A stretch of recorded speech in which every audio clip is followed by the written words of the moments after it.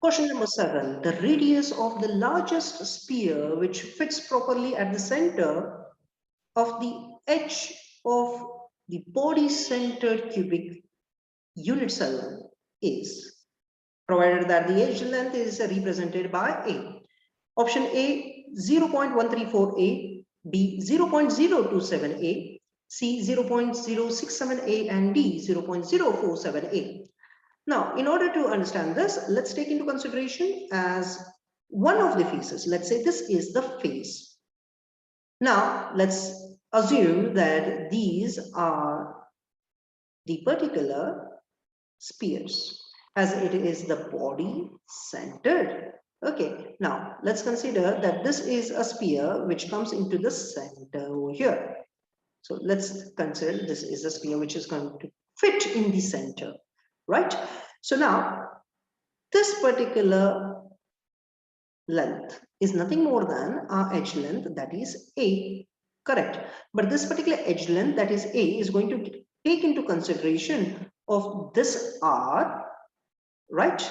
And it's going to take into consideration of this R. Okay, so this will become exactly half of A. So therefore, I would say that this is R and this is a R, right? So according to this particular point, I can say that A by 2, that is a half of this particular edge length, is going to be equal to R plus R. Let's take this.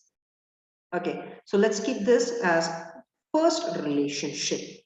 Now, over here, when we observe the length of the BCC unit cell, okay, what is the other relationship? So the relationship for a BCC unit cell, that is going to be as A into root of 3 is equal to 4 times R. This is what we already know. So therefore, can we say it as R is equal to, okay, A into root of 3 divided by 4, right? Now, let's take this and keep it aside. So therefore, these are the two equations as what we have. So therefore, let's take these two things and proceed further. So let's say this is 1 and let's say this is 2. So from 1 and 2, from 1 and 2, I can make it out that A by 2 is equal to, okay, R plus R, right? But this R value is A into root 3 by 4. So therefore, what shall we do is we will replace this as A root 3 by 4 plus of R, right? And this is R, the radius of the sphere, which is exactly fitting in the center. So therefore, R is equal to, we'll shift this entire thing to the next side and we are going to get over here A into the bracket of 2 minus of root 3 divided by 4.